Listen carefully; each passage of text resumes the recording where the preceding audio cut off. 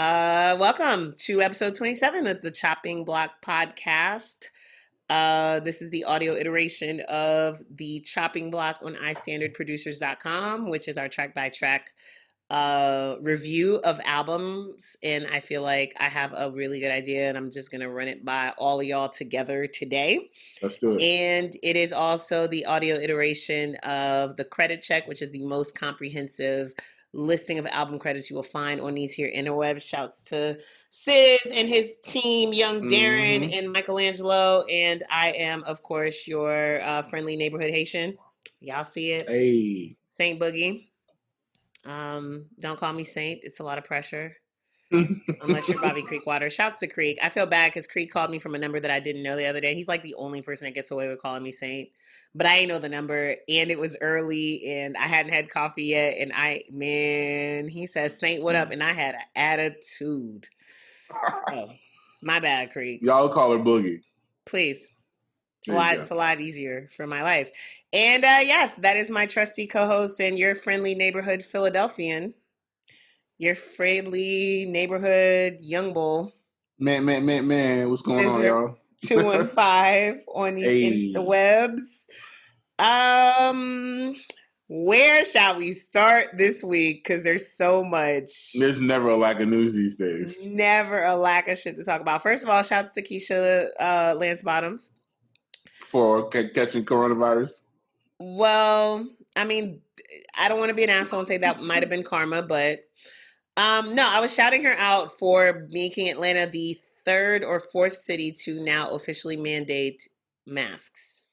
Yep. So if you are in Atlanta, if you are in the city of Atlanta, or if you are traveling to Hartsfield-Jackson International or through Hartsfield-Jackson International, you must now cover your fucking face. Just do it, you guys. It's not going to kill you. Stop fighting. Please stop fighting it. I don't even know why we're fighting it. While Florida is like re-shutting down restaurants. Well, Miami re-shut down restaurants and bars. Literally, as I was sitting inside of a fucking Denny's in Miami, that news came out. I made it. I went to Florida and came back. Holla at me in 10 more days. Nah, for real. I took Are you self-quarantining right now? I was careful. Okay, cool. I was very, very, very careful. All right. Let's get into this music stuff. Actually, no. Let's get into the fact that like white people are still doing a bunch of shit that nobody asked for. So, my favorite new Reddit page is Karen's Gone Wild. Oh God. Do you follow the Karen's Gone Wild IG page too? I do. It's a lot. It's a whole lot. It's always been a lot, but now it's for your viewing pleasure. Is it pleasure though? Okay, here's what I love. I was playing with their asses until the other day when that lady pulled a gun on somebody in a parking lot with their child. Right, and I was like, all right, see, like we can't, I feel like, so I'll say this, because y'all know I be having unpopular opinions sometimes. Yes, there's a lot of Karens that go wild, totally unprovoked. Sometimes, y'all, we just got to walk past these people and let them throw their tantrum. Like, you know how you have a little toddler? Sometimes you just got to let your toddler throw a tantrum and sit on the floor. Mm-hmm. And eventually they'll get up. That lady pulling a gun on somebody in a parking lot, that was too much for me. Like that for me was the line where I feel like at this point we just got to let these people do what they're going to do. But you know what? That mom was here for the smoke. She wasn't even that scared. She's like, bitch, I'm from Detroit. Like, first of all, you know, I agree. Absolutely. I feel that way about racist, period. Just let them get it out. Let them show you who they are, laugh at them, and keep it moving. We already know. We're not worried about them. Like, we moving forward with or without you, homie. Yes. So be salty. Yes. But these Karens are out of control. I watched a video where there was a group of Hispanic lawn care people. They were installing some piping in a drain, and they were doing it at one lady's house, and the drunk Karen was yelling at them, "You're on my grass," and, you know, preventing them from doing their job, called the coworker lady a B, you know, and all this other inappropriate stuff. It was just, she was berating them. And then, of course, all of a sudden, "I'm white" comes out. And it's like, what is this thing with white people saying they're white? Like, are they? I mean, first of all, you're telling us what we already know, but you're reaffirming your racism when you say, "I'm white. I shouldn't have to deal with this." Like, what? It's just the lid has been completely blown off of everything. Believe them when they tell you who they are. Believe them when they tell you who they are. Hey, Mom. Is your mom in here? She is. Oh gosh, does that mean I can't curse? You should meet my mom. Okay, I just wanted to make sure. I don't want to be disrespectful. So we did a Zoom call yesterday to celebrate the life of Combat Jack, my friend Reggie Osei, whose birthday would have been yesterday. Of course, we lost him in 2017, and when I jumped on and spieled my little spiel or whatever, after I got done, I think I felt like, and I don't know if I'm remembering this correctly or if I was just really self-conscious, but I went in there with all kinds of curse words and N-words and F-bombs, and I don't think any of the other women that spoke did that. I kind of felt bad. But then, one of the other young ladies who was on there, NY Delight, shouts to NY Delight, shouts to Jamila Lemieux, and shouts to, dang, I gotta remember the other homegirl's name who was on there. But NY Delight said that, one of the things that Combat always, no, it was Koki. She's a sports person. I'm gonna find her name. But anyway, she said that one of the things that Combat, always advised her was to be herself. So I was like, well, shit. Well, shit. There you go. That's it. Right. Full and complete statement. Man. So back to these people doing things that nobody asked for, like changing the name or changing the voices of characters on TV shows and things like that. Nobody asked Lady Antebellum to change their name. My guy, y'all knew what the fuck Antebellum was when you decided to make. When you got it right, and like call yourself Lady Antebellum. Right. What's the sudden? Like at that point, people just want to be seen. That's it. You're and it's not like an immigrant if you're gonna do who didn't know what the word meant. You're not a person who didn't know that the word. You know what I'm saying? Like you knew what it was. And I'll go one step further and say, you know what? Aside from them 5 years that y'all cling to so freaking hard, like, you're from the South. Like, as problematic as it is, you do get to be proud of some of the, of your family and what they've done or whatever. Like, y'all made yourselves a group in whatever year y'all were founded. Let's look that up real quick. But, I know it wasn't in the 1800s. I know ain't that. Giving they racist asses no passes, but y'all been active since 2006, okay? Not 86, not 96, the new millennium. Right. Y'all started a group and said, you know what, y'all, we should call it Lady Antebellum because we're so proud of being from Tennessee. Mm-hmm. Then all of a sudden, black folks got mad and y'all decided you wanted to change your name. Well, see, that's my problem with a lot of this. A lot of what's going on is like, you didn't just realize these things. It's like the dude, I forget his name, but he said, like, we need musical reparations. We need to give black people like their masters back. Like, you should have came to that conclusion. Right. Like, that didn't change. But okay, cool. But you know who's still holding on? You know who's still holding on? Who? Atlantic fucking Records. They're still trash. Because young, and I'm just going to throw this in here real quick. I'm sorry. I saw NBA YoungBoy tweet about that. Yeah, NBA YoungBoy asked for his masters back. He said he'd do 4 albums for free to get his masters back, and of course they said no. Shout to you, Craig Kalman. Shout to you, Mike. What a Karen, you fucking pieces of trash. I'm never writing a bio for Atlantic Records. And it's fine. I'm sorry. It's okay. But it's all right. It's cool. All money ain't good money. That's a fact. So dig this. When Lady Antebellum, fully unprovoked, decided they wanted to change their name, they said, we're going to change our name to Lady A. And the internet promptly let them know, hey, guys. I didn't Google it. There's a blues singer. And I need y'all to understand the timeline of this. On June 12th, Lady Antebellum said, we're going to change our name. And the internet was like, there's a blues singer. She's 61 years old. She's got multiple albums out. Her name been Lady A. At which point, Lady Antebellum, since you're so concerned about black people, you should have said, you know what? We're going to let this black lady rock. Shouts to her. We ain't realized that was her name. We'll figure out something else to call ourselves. Matter of fact, since all the black folks are saying that nobody asked for this, we'll just continue being Lady Antebellum. Is that what they did, sis? That's what they did. That is not what they did. No. They are now suing Lady A. What? For her fucking name. How?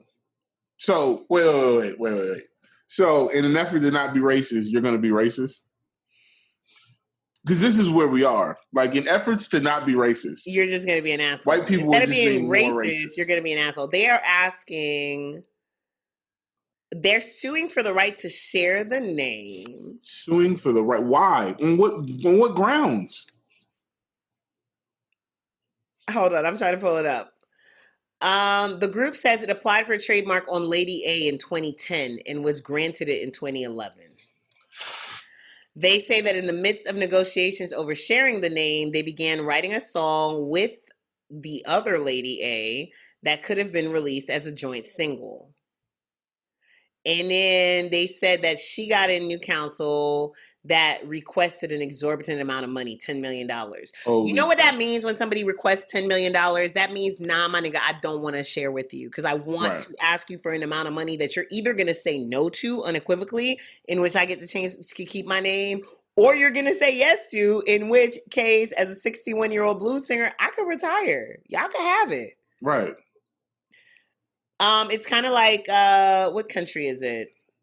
I want to say Cambodia, but I'm gonna look it up and make sure that I'm not making this up. There is a country right now that has opened its borders back up to tourism. Mm-hmm. But like, in order for you to come into the country, you have to have $3,000 worth of, you have to put down a $3,000 deposit, a COVID-19 deposit. You have to prove that you have $50,000 worth of health insurance. They're going to test you. They're going to quarantine you, but they're going to actually charge you like something like $400 a day while you're being quarantined. Like, it's basically like, we don't want you here. But if you have an extra 6 stacks to play around with, come on. Wow. $3,000 deposit. Well, if you want to go. $1,000 deposit. It ain't even that much worth it, but okay. I guess. Yeah, so Lady Antebellum, you guys. Like, I was fine with y'all. I thought y'all wanted to change your name was stupid. I knew what Antebellum was when I first found out about your name. And you know, I was never interested in your music, maybe because of the name. I'm sure I've messed around and heard some music at some point that, you know, on some pop station that I didn't not like. But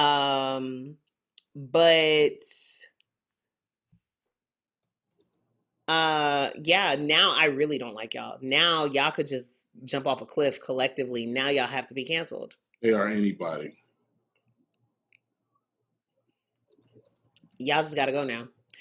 10 million, like, y'all, for real, y'all gonna sue her over her name? All right, cool. So, while we're on lawsuits, Eminem's publishing company, which is 8 Mile Publishing, mm-hmm. is suing Spotify. Well, no, yes. They sued Spotify last summer. Right. And then now they're also adding in Harry Fox Agency, which is a century-old organization that plays an important, if often overlooked, role providing rights management for music publishers. This is that Harry Fox's bio?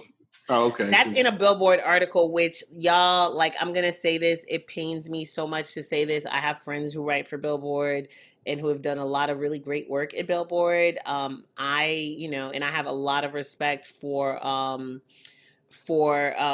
editor, Gail, blanking on her last name, but she's been at Billboard forever and a day. Gail Mitchell. She's been at Billboard forever and a day. I have so much respect for her. Carl Lamar, you know, fellow Haitian, you know, has done a lot of great work. I have a lot of respect for him. My homegirls, Jewel Wicker and Nadine Graham have written for Billboard and done a lot of great work. But I don't know what the hell's been going on at Billboard this last week and a half, 2 weeks. Y'all got to tighten up. They're just trying to keep up. So Harry Fox actually it's an agency. It's owned by CSAC, which is a private company.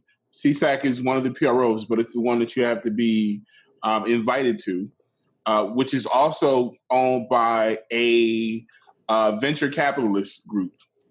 So when we were fighting for rights in Congress and we were coming up with the MMA, which is the Musicians Act, the only people to block that were Harry Fox and CSAC. Why?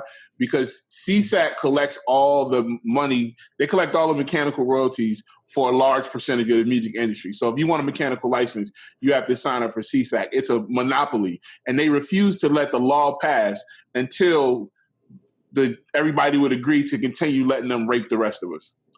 So Harry Fox is full of shit.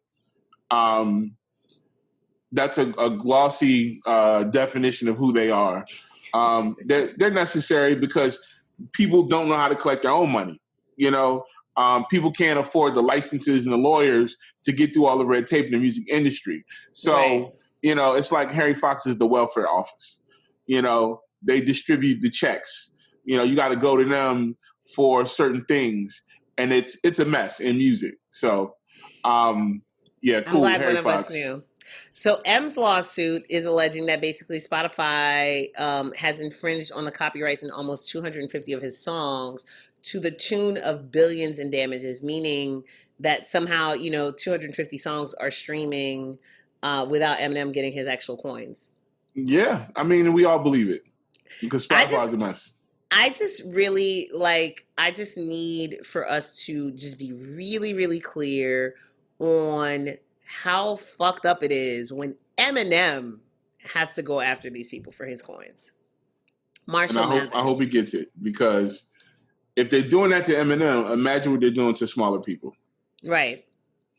Imagine what they're doing to people. I mean, like, let's just talk about the fact that just in general, there's still so many people who don't know about what's the name of that one organization that collects all the digital royalties for you? Sound Exchange. Sound Exchange. It's so many artists out there that don't know about Sound Exchange. It's so many artists out there that don't know that, you know, when you've paid that $10 to have your song distributed through DistroKid or through why is my brain not Encore, working? CD Baby. Thank you. Sorry. That, you know, it gets distributed to a gazillion platforms, whether you fuck with them or not. It's getting distributed there, and there's money coming in, whether it's 10 cents or $150. You'll never know because you don't know. You know, and there's so many people in this industry that just don't know what questions to ask. So the irony is, one of those companies is actually called 10 Cent. It's the biggest distributor of Chinese music. So yeah, anyway, lots of coins missing. I just really want. I think, you know, since we're clearly not going outside for the rest of 2020, possibly not even 2021. Like, I was thinking about South by yesterday. And I was like, yeah, I don't know if I'm ready to go outside in March 2021. But I just, you know, maybe I'm going to make it my own mission to just find a way to help to educate people a little bit better. And I know Sis will support me in that. And I know that we've, you know, started having some of these conversations, and, you know, shouts to your girl, Nora. Shouts to, you know, all the people who are out there trying to give the information out. And I implore you guys who are fans, when you get into these forums, ask questions about the shit that these people are talking about. Stop trying to share your demo and your IG page. Oh, like, my God. I don't want to say nobody cares, but y'all hustling backwards. Y'all are hustling backwards. So Stacey Epps, who runs the Epps firm. Shouts to Stacey. You know, who represents crazy clients like MF Doom and you know. And works with a lot of African producers as well, yeah. So she was doing a producer series. She broke down a producer agreement yesterday. And you had people in the comments trying to share their little links and stuff. Like, bro, get the information. She's showing you how to make sure you get your money. This is a lawyer showing you the inside of the business. And you're not paying attention because you're so caught up in trying to get a couple more plays on your SoundCloud. Literally two. It's crazy. It's absolutely literally crazy. 2 more, you guys. All right. Let me see. I had something else I was serious before we fall into the absurd. I think we fell Clifford into the Harris absurd a and long Curtis time Jackson. ago. I'm talking to y'all. Hey, okay, cool. Okay, so this was kind of cool. I didn't realize that somebody actually used Minecraft to build a virtual music festival. Wow. I Yeah. feel like I heard about it because you know what they did it. Somebody did it in Fortnite also, so that's cool. Let's hear about that. So, Jackie McGuire is the CEO and founder of a company called Rave Family. And Oh, that's what that was. Okay, cool. yeah. And so I think she went to like a EDM festival just 2 years ago. She did this, right? So she apparently went on, or either that or her and her husband created it. Yeah, they created a EDM festival, something like that. Y'all could tell I didn't Okay. read the whole article. My bad. Anyway, let's just go jump to the part that matters now. So they are preparing. They haven't thrown it yet. It's happening this weekend, July 9th to the 13th. And it is the Minecraft Rave Family Block Fest. It's Nice. happening inside of Minecraft with over 900 artists and 85 stages. Wow. Right. And it ain't like no little poo pie penny any name people. Like they have Steve Aoki involved. They have Paris Hilton, who I guess is still DJing, involved. Hey, Paris. A-Track is in there. Like I think I saw Toki Monster's name. I saw the information. I didn't know it was in Minecraft. That's cool. My kid plays Minecraft, so I might have to. And that's the one thing that I do enjoy. I like seeing people kind of level up certain things. Like you remember a couple months ago, somebody had artists premiere music through what's the other game that the kids love to play? Fortnite. Yeah, Travis Scott. Right. Had did like a Astro whole World little on Fortnite, right? Yeah, he did a Astro World, and it was crazy because you could see it as it was like kind of building. Because Fortnite's this world where like you're playing the game, but there's like in the distance you can see like certain things. So you run up on this new thing, you're like, "What's this?" The next thing you know, you get a Travis Scott concert for free. So kudos to all of the creatives coming up with neat, fun things for all of us to enjoy and be inspired by. I want to say shout out to Future. Y'all record this because I don't know when this will happen again. Oh. Actually, no, let me not say that because I give Future's props when it's necessary. But Future just established and announced a scholarship for Georgia freshmen, entering college freshmen who have been personally affected by the coronavirus. It's called the I'm Still a Dreamer Georgia COVID-19 scholarship.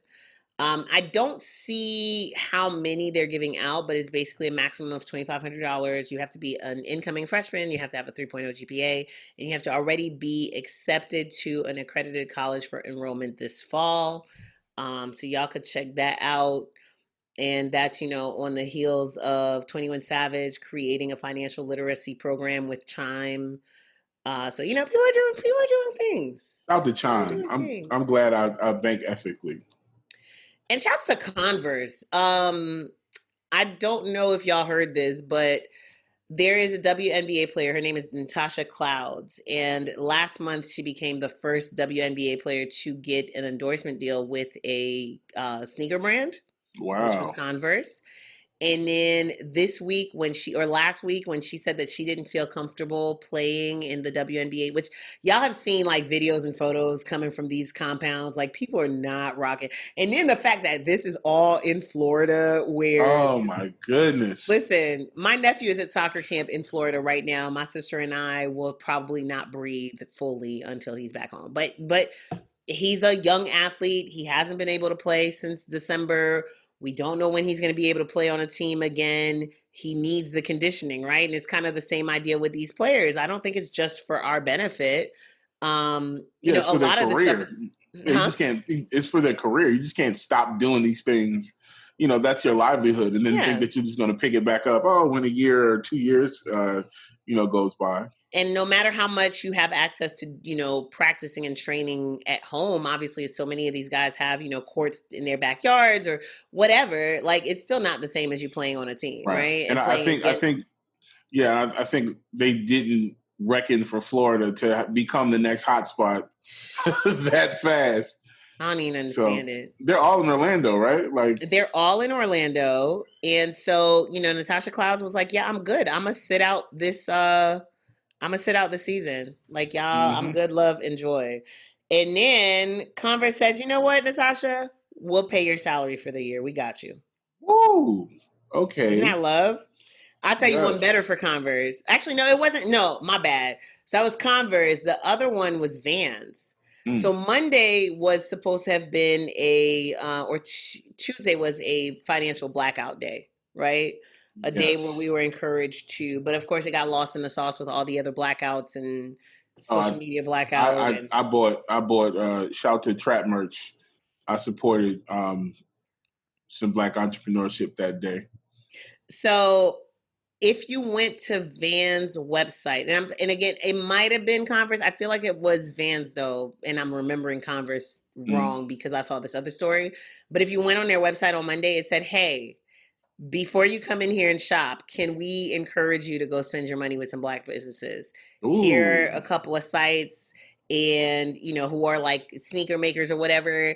And if you do spend money today here, we are donating a portion of our proceeds from today to, organizations that are doing the good work." So, okay, I dig it. That's how you be an ally, Lady Antebellum. Did you hear about the owner of the Atlanta Dream? Who, Kelly Loeffler? Yes. Problematic ass Kelly Loeffler, whose husband and her sold their stocks at the beginning of the year before the shit crashed? That one? Yes. What did she say now or do now? Oh, she just said that, she objects to WNBA players wearing shirts with political statements, Black Lives Matter, say their names, those types of things. So, and then Nikki Haley came out in her defense, because Nikki all Haley's lives the player? matter. No, Nikki Haley, the former governor of South Carolina. Oh, okay. So for those of you in Georgia, I do want to point out that Kelly Loeffler is currently a congressperson. She is. She was appointed though because somebody stepped down and she was appointed as their replacement. Johnny Isaacson. Yes. So y'all could get her the fuck fired in November. Well, the big thing, she's going to be fired. But the big thing is, these owners don't realize, and they're realizing now, the players have the power. Right. Right? They're learning that at the collegiate level, and they're learning that at the pro level. Yeah. Just to segue real quick, there was a clip floating from Barstool Sports from Gilly the Kid and his cousin's podcast where they were discussing there's a player who's going to Howard University. He's a really big recruit. Yes. We'll pull up his name in a second. So, Gilly said that he would not send his kid to an HBCU because he wouldn't get the exposure. Yeah, Gilly, you from Philly, you my cousin baby daddy, but you're very wrong. I'm sorry. You're very wrong with this one, fam. The kid's name. The cameras. Go ahead. Give us the kid's name. No, go ahead, because it's my computer's name. His name is Lacour Maker. Yeah, Maker. Oh, his brother already plays. Actually, his brother's Ston Maker. Ston Maker's little brother. But the cameras are going to go where the talent is, right? Yep. And if Black athletes are saying, we're going to go to HBCUs and support those instead of these big programs, nobody cares about Alabama if they're not playing football. Right. Nobody cares about Michigan or any of these places if all these athletes from all these places that are recruited say, we're going to HBCUs. Those teams are going to become the powerhouses. Exactly. That's really what it is. And then and then it trickles down. Like, I went to the University of Miami in 1996 was my freshman year. That campus, and at that time, so I went to University of Miami. I had friends. I had a cousin, I think, who went to FIU, Florida International. Mm-hmm. And then I had friends who went to Florida Memorial College. Florida Memorial College is an it's Florida Memorial University now. Right. It is an HBCU. At the time, Florida Memorial had this mandate where like their board of directors was all made of deacons from various churches. And if Okay. you went to one of those churches, you automatically got a free ride to the school, right? Nice. Which is great for the student base, but obviously takes some money away from the school, right? Because they're not Right. charging tuition to these people. Our campus compared to those other two campuses, listen, campus was a little town, okay? We had a full out like mall type food court on campus that was open until 9 p.m. We had a little bodega on campus. Like you had an Olympic pool that's accessible to students, but also obviously available for the swim team. We had 2 state of the art gyms, I think on campus. No, we had 1 gym. But I mean, that gym could stand alongside any LA Fitness, any gym that you could think of. And that was the side that was for the regular students. Like we didn't even get in the side that was for the actual athletes, right? Mm-hmm.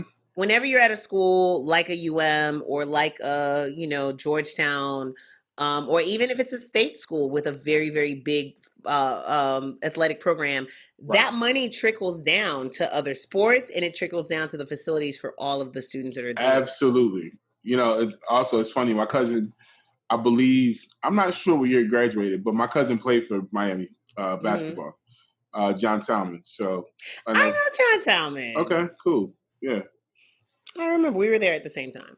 But yeah, so, please do encourage these kids. And, it's cool that Maker is going to Howard. Howard is not a small school. I mean, obviously, I don't know what division they're like. Y'all know I'm not a sports girl. Like, I don't even have to tell y'all this.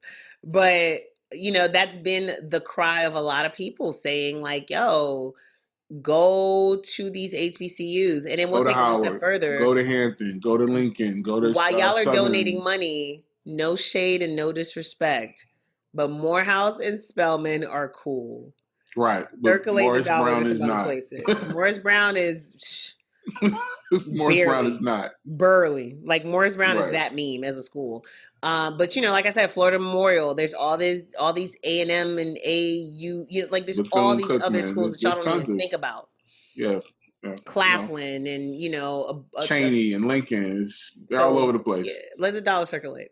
Figure out how y'all can donate, and if you since this is a podcast for old people, not old, but since a lot of you have kids that are considering these things or kids that are playing sports, like just just don't have Gilly's opinion because that shit don't was be like Gilly the kid.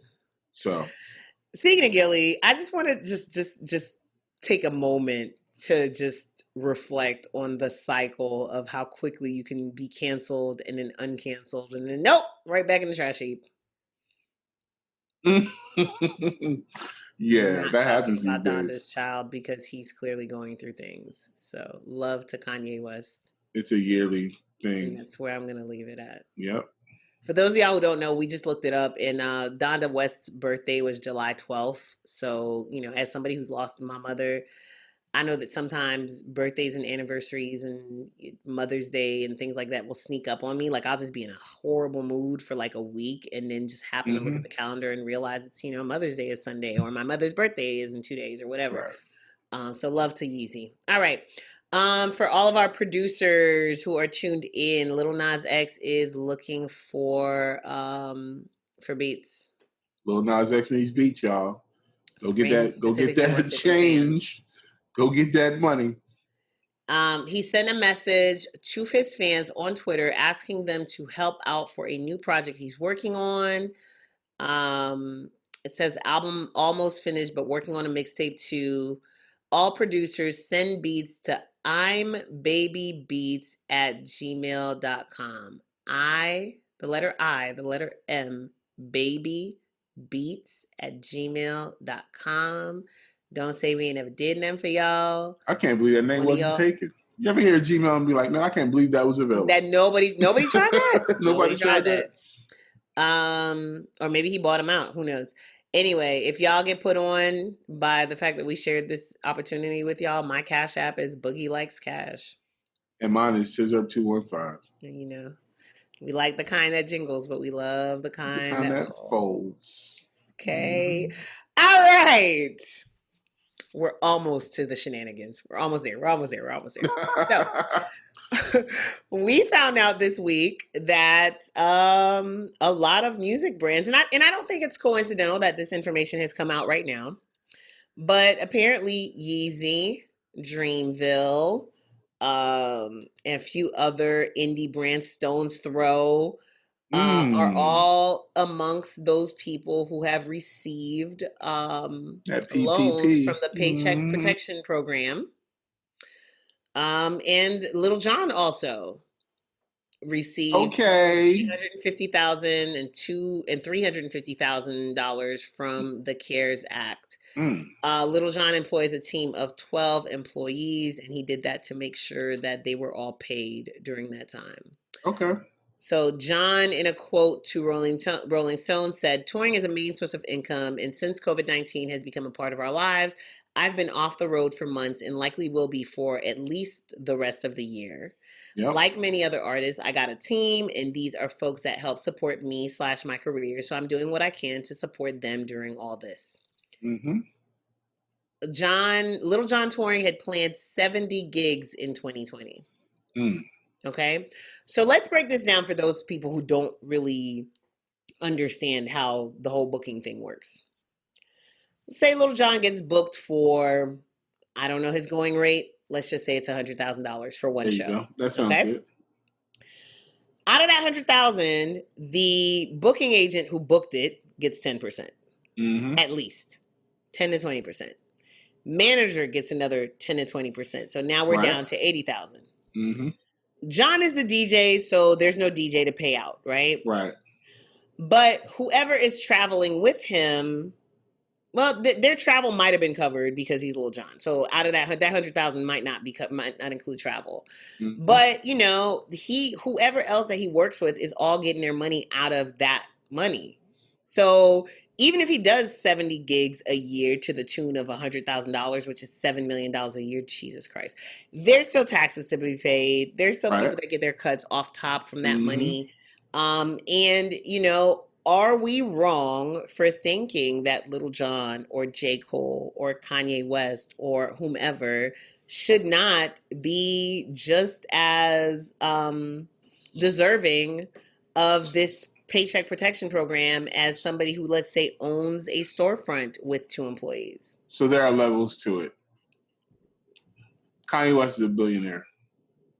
He didn't need that money. But somebody thought... Sorry, I accidentally unplugged my... Oh, that's cool. We'll get you back. Somebody thought that probably on his team, like, hey, we can get this money because it's available. And I think that's one of Ye's consistent problems, is that he often don't know what's going on around him. So I'm just going to chalk that up to somebody else probably put in for that loan under his name and got that bread and then decided to pay out the team, and they was just like, whatever. It's negligent. You should have known that. Somebody should have known, like, yo, we don't really need this bread. This bread is going to people that need it. But on the touring aspect, just to bring it down to even like to I standard, right? We did 90 events a year. And when you can't do events, you can't do conferences, you can't, get on the road and get new business and, do little side gigs and, or whatever. In the music world, you're done. Like your economy is gone. That's how artists make the most of their money, not from streaming, because like we said, Spotify and all these other streaming people don't pay out correctly. So there's no real money being made on that. It's all touring. It's all night to night. So all these little young rappers that was getting 60, 70 racks, with the duffel bag, going to the store the next day, spending the money, they can't do that no more because there's no re-up, and you have employees. But I think there are levels. Kanye West is not a person who's out here living off touring. He's a brand. He's got brand deals. He's an entire corporation.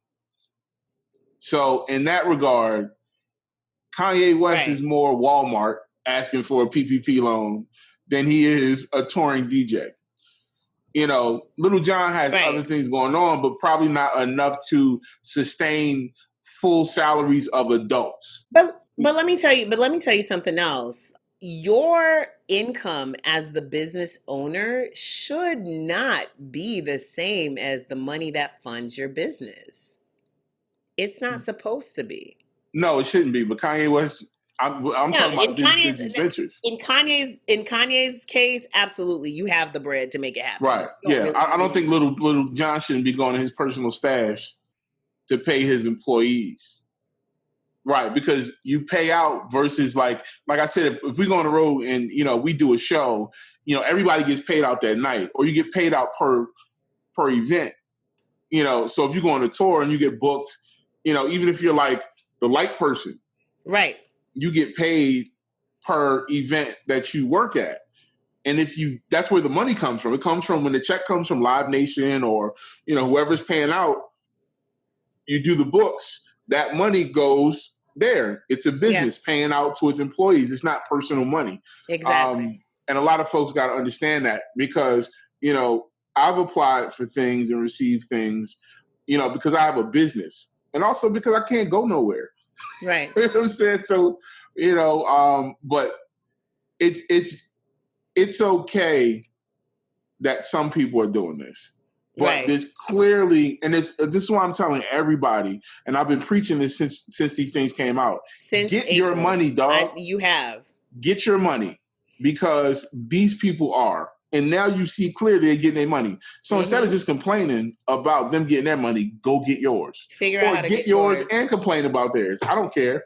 But I know too many people who are acting weird like, oh, I don't want to take the government money. No, this is our money. It's been allocated by Congress, people that we sent to represent us.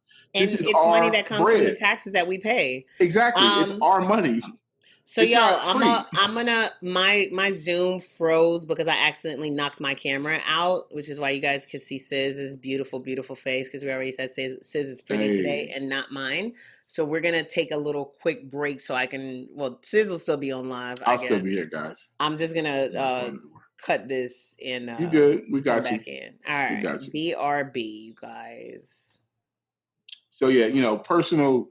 I just want to say to everybody, like, you got the EIDL right now, which is the grant that you can go get from the Small Business Administration. It doesn't. I think it's going till maybe September. So go apply. Do research before you apply to see how to apply. There are tons of videos on YouTube. You got Reddit as a source. The SBA will help you with it. Don't think that you can't get that money. And if you get that money, make sure your mama get that money. Make sure your brothers get that money. Make sure your cousins get that money. Make sure everybody you know who can qualify can get that money. And you can qualify for that money. Don't in your head say, well, I can't get this because of this. I can't get this because of that. It's just not the way it is. And you won't know unless you try. And if you don't get it, then you didn't lose anything because you didn't have it in the first place. So let's just, run with that. The other thing is for the PPP loans, establish a business. And a lot of people wonder why, especially musicians, why should I start a business? I'm not making no income. Because there are a lot of things that are afforded to a business that are not afforded to a personal person. Also, you want to separate your personal money, your personal assets from your business assets. As you go about building your business up, you want to build up your business brand. So you're welcome, Mom. But I want to see all the homies, do something nice for yourself, right? We've been stuck in the house this whole time. Take that money, pay a bill, do whatever you got to do, get your hair done, get your nails done. Who cares? It's your money. You pay taxes. You go to the store, you buy something, you get taxed for it. This is our money. We deserve this. You see these rich folks doing it. They know the loopholes. They know how to file taxes, get all this extra money. We got to stop being ashamed and be smart because trust me, they're not ashamed. So listen, Kanye and his team, they're smart. All these other people, they're smart. Is it ethical? I don't know. It's neither here nor there, but it's legal. It is absolutely legal. So go get you if you file for one person, you'll get $1,000. If you have employees for the EIDL up to 10, you can get up to $10,000. So make sure you handle that, right? It's very important. So in the meantime, a lot of things going on in the music world. You guys know Naya Rivera from Glee is missing. Her son was found, but they have not yet found her. And here's Ty. Hey, welcome back. It knocked. I can't believe it actually did a little ding dong thing. So that was cool. So yeah, we discussed the EIDL and PPP stuff mostly. So okay, cool. Yeah. So yeah, y'all get your money. But I thought it was interesting because, you know, again, people are trying to put this out because I think that. So I try not to be a conspiracy theorist because conspiracy theorists these days are so out of control and are saying so many wild, crazy things. The new one is that the COVID tests that were sent out are all tainted already, and they're not using it to test us. They're using it to infect us. Shut the fuck up. Anyway, had to get that out of my system. But I think that people do know how to skew certain conversations. Right. And they know that, you know, hip hop culture has a different perception about certain things than other segments of entertainment or whatever. So y'all gonna try to make it seem like this horrible thing that Dreamville took a loan out, like nah, they gotta pay their workers. Like Ruth Chris didn't apply for the same freaking loan. Exactly. Like, and that's what I mean, levels. Like Ruth Chris, come on. Like, you know, I can only imagine what Dreamville staff looks like right now. And I certainly do not believe that Jermaine Cole, his wife, and their children, I don't know how many they got, but I don't think that what's in their bank account is covering that whole staff, the artists that are not touring, for 6 months, their management, like, right. And, you know, there are people who are still getting good money off of streaming or whatever. But, you know, we had, when they did one of those chats that I participated in a while back, and they did it with all the streaming people, what they found was that streaming numbers are actually down. And I think it was Tuma Basa from YouTube who broke it down and said, you know, you got to think about all the people who aren't commuting, right? Mm-hmm. Like, let's say, you know, Sis, his wife, and their kids all leave the house. You're on one stream in your car or wherever, your wife is streaming something different. When the kids come home, they might be streaming. Your one kid is streaming something in one room, the other is doing something else. Mm-hmm. Every Starbucks, every Barnes and Noble, every Old Navy, every whatever is streaming music throughout the day. All those places are closed. Those numbers are down. That's a lot of money. That's a lot of money. ASCAP and BMI kind of told us that was going to happen because these people are saying, like, we can't pay you. You know, like, we don't have the money. We're not open, so we can't pay your license. Can't pay this license fee that goes, you know, just for you guys who don't know how it works. For example, my apartment, well, my apartment complex, at the front office, they have an ASCAP sticker in the window, which means that they play music and they pay ASCAP a blanket fee for people to, you know, listen to throughout the day or whatever. And that money goes into a pot that gets divvied up back to the musicians. So the same goes for every nightclub. The same every nightclub, goes for yes, every exactly. restaurant. They all have licenses. They all pay out to the performance rights organizations. They pay mechanical licenses. They pay Harry Fox. So you can do karaoke and cover songs and all that stuff.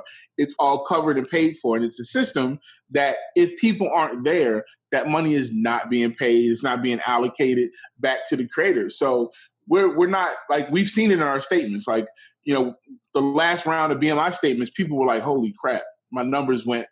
I'm getting a third of what I normally get." Yeah. You know, like, that's not sustainable because it's not like it's a big amount anyway for most people.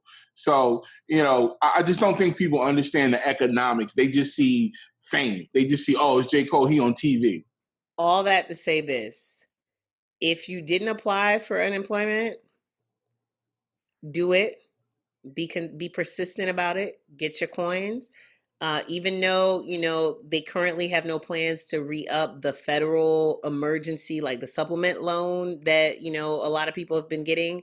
it is still valid from April to July 31st, meaning if you apply on September 15th for the first time, they will still run you that money retroactively from April 1st to July 31st. Well, July 25th, a lot of these states are being assholes because the 31st is on a Friday, and like in Georgia, the end of the week is Saturday. So they're cutting it off on the 25th. Breaking news, I just got an email from Audium, which is a company that collects digital royalties on things like YouTube and other things. And it was created by Jeff Price. Jeff Price is also the founder and creator of TuneCore. So his social media is at TuneCore Jeff. And he was talking about a free webinar that's going down Friday, July 10th at 4 p.m. called Eminem, Harry Fox, Spotify, the National Music Publishers Association, and the Music Modernization Act, all the things that we just talked about. So Jeff's an interesting case because he's one of the pioneers of a lot of proprietary technology that can recognize music. He's also the creator of TuneCore, which is one of the leaders in the digital distribution space, along with CD Baby, obviously. But TuneCore kind of took what CD Baby was doing and, took it into the Jetson era. Right. So now he runs possibly Audium. because CD Baby was, has the name CD in CD their Baby, name, right. They were still, y'all are stupid. Right. So it's like, yeah. Y'all are not stupid. But Jeff's going to be doing a thing. If you guys have not, please check in with Jeff Price. I have issues with Jeff Price on other things, but Jeff is a knowledgeable individual. He is a person who fights for rights of music creators, and you should know what the Music Modernization Act is because it involves your pay. It involves how much you make. It involves money that's allocated in situations like COVID-19 for music creators. All of that stuff comes from that law. So make sure you guys are hip. That's once again going to be July 10th at 4 p.m. It's tomorrow. Yeah, tomorrow. So once again, Jeff Price, you can find him on Twitter at TuneCore Jeff. Shout out to everybody checking in Facebook. My homegirl, Michelle, who actually was on Elizabeth Warren's campaign. Michelle recently interviewed Stacey Abrams. She's doing a lot of dope stuff in the political space. My Zimbabwean sister, who resides in the DFW area, shout out to her. She always tunes in and shows love. Shout out to everybody on Twitch and Periscope and YouTube checking in. We appreciate y'all supporting the Chop Block podcast. We got a big announcement next week. I'm so excited. I can't wait to tell y'all, man. We've been holding it in. So, big teams. Mikey, let us know when we're back so we big can. Big teams of one. So we can get back. Man. Oh, so this is my idea. So I'm gonna tell you this, and then maybe it'll make the show, maybe it won't. So boom, right? I say we get the crew. Y'all getting some insider things. I say we get the crew together and do a massive chop block with time limits of like the best of the year so far, because we're halfway through the year. Okay. A lot of good shit has dropped. And then, that'll be our opportunity to, get some of the content up that we haven't been able to post yet, and get back on track with these chopping blocks. I think that's fire. Yeah. And if any of y'all out there, right, we got any budding journalists. And listen, like, I'll take it a step further. If you have an opinion about music.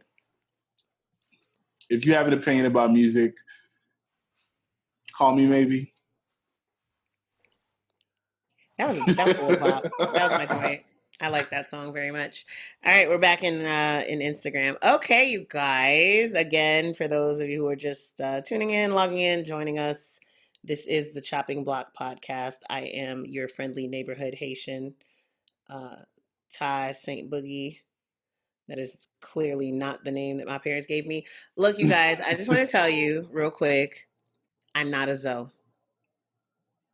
I just need y'all to like. Because all Haitians are Zoes, right? No. You don't want to get the terrible pronunciations of Sac Passe or No. Y'all can run me all of those. Like, I am Haitian, so I speak Creole, and I do expect you to stop in the middle of a conversation and ask me what's up. Like, I haven't been talking to you for 30 minutes. That's what y'all do. Do you think that they even know that means what's up? They probably don't. Okay. And then whenever you don't answer Nabule, then people are like, that's not the right answer. No, because you're just asking what's up. And there's actually like 7 or 8 different ways to say what's up. And there's 10 to 20 different ways to answer the question. You can say Right. "Sakapet," you can say "Sakpase," you can say shit, you see how I just almost had an accent for like a hot second there. Like it's so many things. So anyway, but Zoe is 100% a Haitian American thing. It is a thing that started in Miami off of Zopound. I don't know why Zopound chose the name Zopound. The word Zo means bone in Creole. Um, and so, like, I've literally had cousins in Haiti ask me what Zo meant because that's not a thing that we say in Haiti. I mean, at this point, it's 2020. At this point, That's everybody kind of hilarious. knows, but that's very much a Haitian American identifier. And I don't say that to be dismissive, rude, an asshole, whatever, because there's a lot of divisiveness within the community between, like born and raised versus born in the US and, Haitians who speak Creole and Haitians who don't, or Haitians who speak French and Haitians who speak Creole, whatever. I'm not saying it like that. I think that the Haitian American identity and upbringing and experience is different from the experience of growing up in Haiti proper.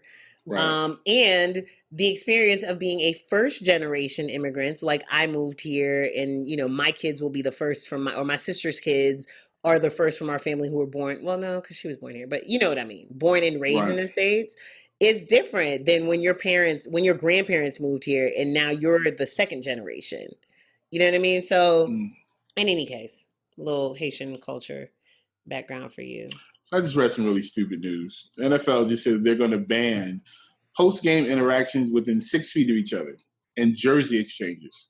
So let me get this straight. You just played a football game for 3 hours. But after that game, y'all can't get within 6 feet of each other and swap a jersey. NFL got to be the dumbest damn league in the world. People are just grasping at straws and scrambling like a motherfucker. And I Like, want to who say thought of this. that? I want to say this for the United States, which, those of us who are here in this country have been like just so upset that we're failing this group project, even though a lot of us feel like we did our part. And stupid Florida and stupid Texas and stupid South Carolina didn't do theirs. And now we're all failing. I just want y'all to know that Spain is seeing numbers go back up and is having to consider how to, and we bigged up Spain so tough because Spain wouldn't even let your kids go in the backyard to play for 2-3 months. At all. So No. It ain't just us. Nobody knows what the fuck is going on. You guys just be careful. Keep washing your hands and covering your faces. All right. And somehow they made it. They made it. They made it at better rates than us. But, still. Okay, sis, we've come to the part of the show where you get to talk about verses and I get to sit here. But I know some things today because we're not talking about a verses that already happened. We're talking about one that's coming up. We're talking about the verses where T.I. called out 50 Cent. The second one I could have really been excited about, by the way. And 50 did what 50 does when 50's not sure about how things are going to go. He told jokes. He turned into Montana Max. So the rest of us, we talked about it. Like, how would this, turn out? So let's take it. Okay. So for whatever reason, Clifford decided that he wanted to call out Curtis Jackson. Mm-hmm. I feel like just those two things that we know on paper, T.I. versus 50 Cent, I feel like is a very evenly paired duo for verses. I think very much so. They both have like iconic songs that are, maybe niche, but are still like, you know what I'm saying? Mm-hmm. I think they both have ridiculously massive hits. They've both had a couple misses. They were active for about the same amount of time. Tip has had a few more like individual songs that popped out of nowhere, like Ain't About the Money. But I think this was an even matchup. Yes, 20 songs for 20 songs. It's a very even matchup. And they're both successful. What I will say is, 50 turn his attention away from music before Tip did. But that doesn't put him at a disadvantage with 20 songs. He's clearly got 20 jams to play. I was more so.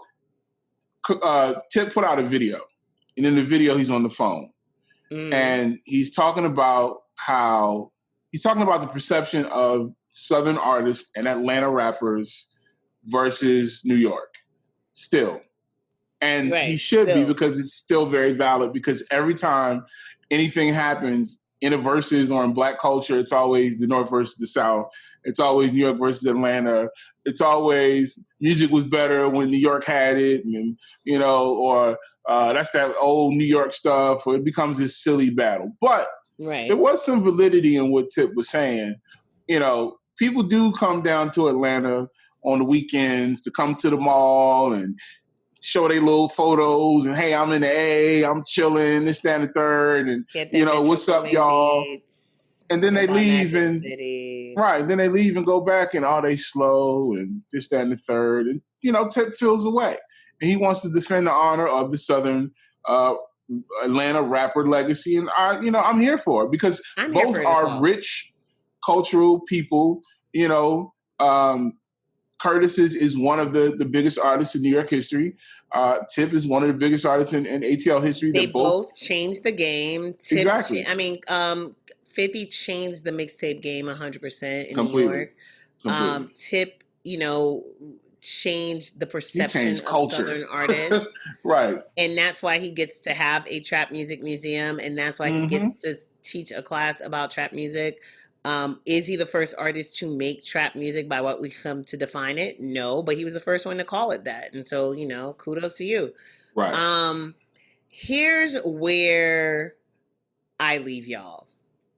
I was ready. Says, I was going to watch. Says, I was prepared. I was excited. And then what? And then it got ugly. Well, first of all, it got weird. Because apparently T.I. said, I need somebody who has a personality that won't be so intimidated by my bravado, and says he is doper than 50 Cent and wants to battle Jay-Z instead. Clifford. Tip. Chill, as your wife calls you. Chill. You want to be who? Musician Blue Ivy Carter's dad? By the way, I looked up Blue Ivy the other day because for some reason I was trying to verify her age, and I looked it up and it said musician on Google, and that just made me really happy. Shouts to Blue. And since 2 years old.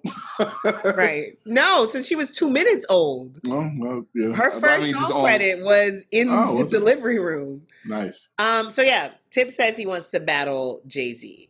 And I just really want to understand. That's a full sentence right there. I just really want to understand. You got something for me? Can you help me understand? I'm going to strike that one from the record. Okay. We're going to act like that never happened. Listen, I love Clifford T.I. Harris as an artist, as a person. I love his spunk. I love his fight. I believe that he believes that will be a good battle. It might be entertaining for a little bit. People got to understand that Jay-Z is in a different airspace.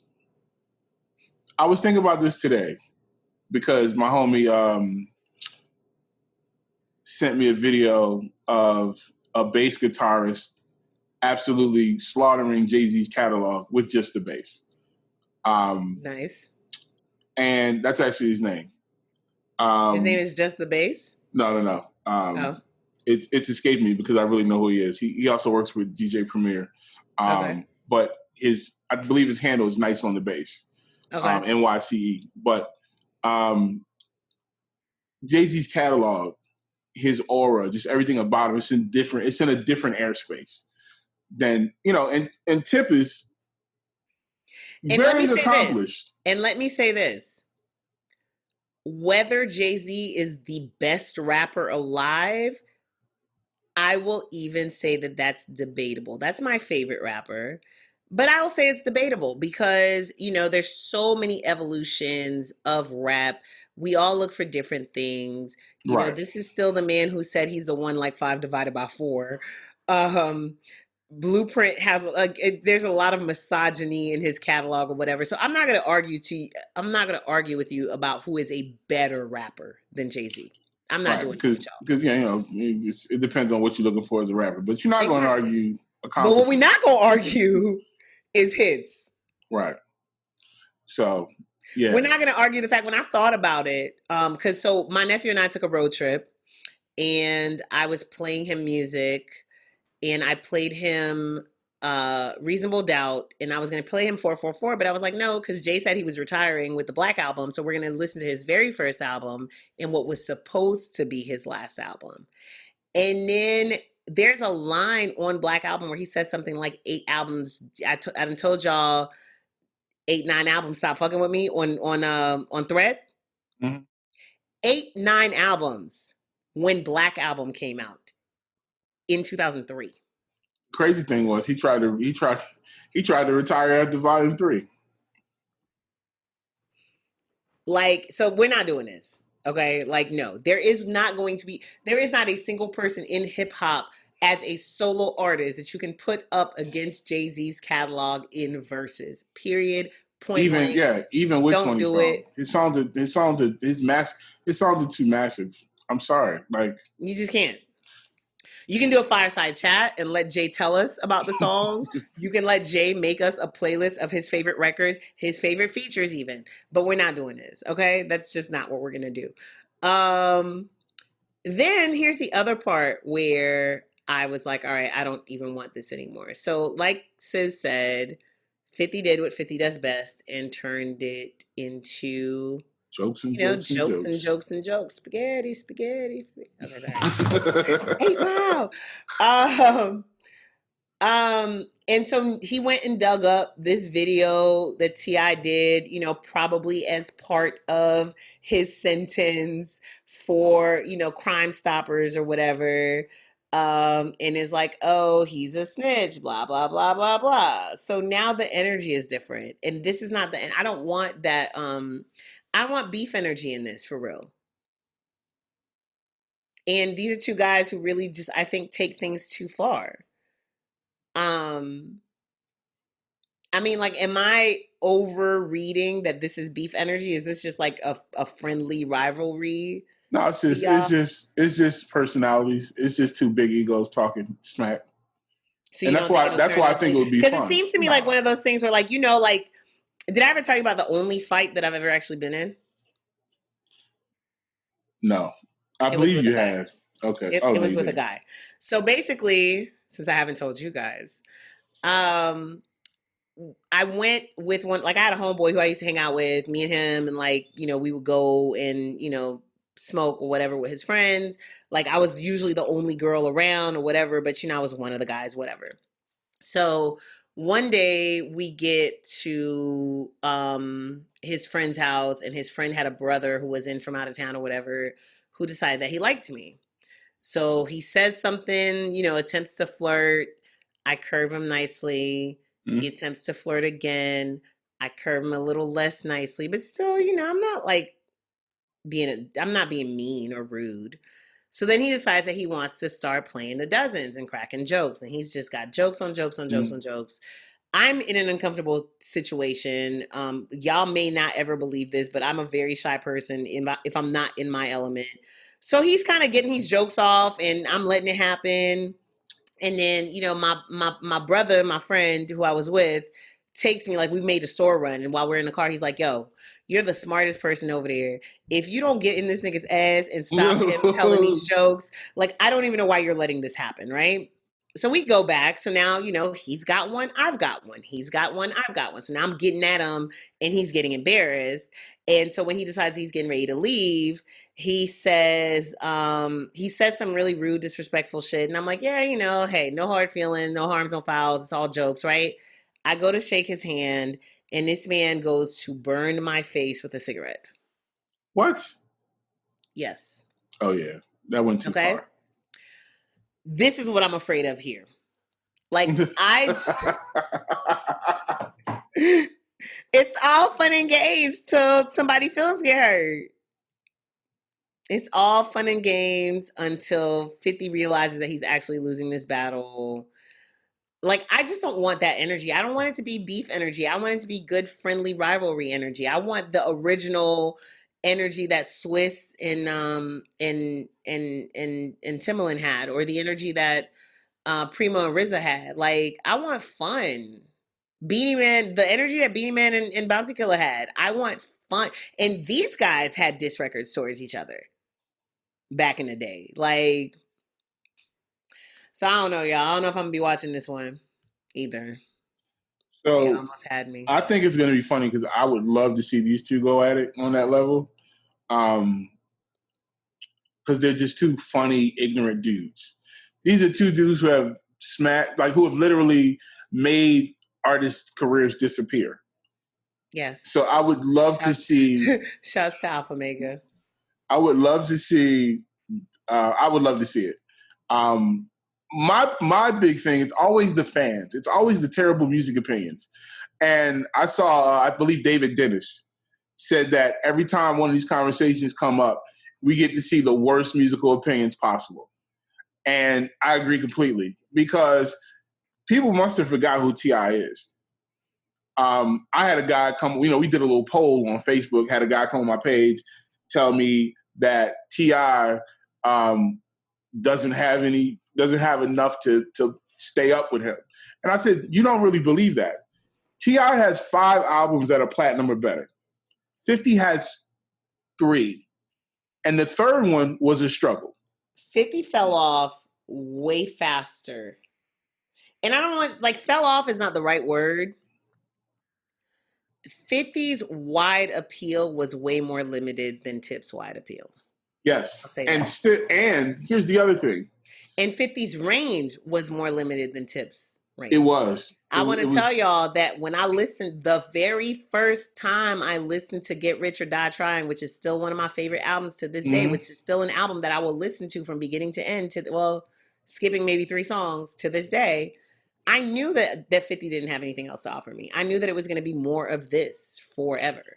And when he tried to do other things, sometimes it was cringy.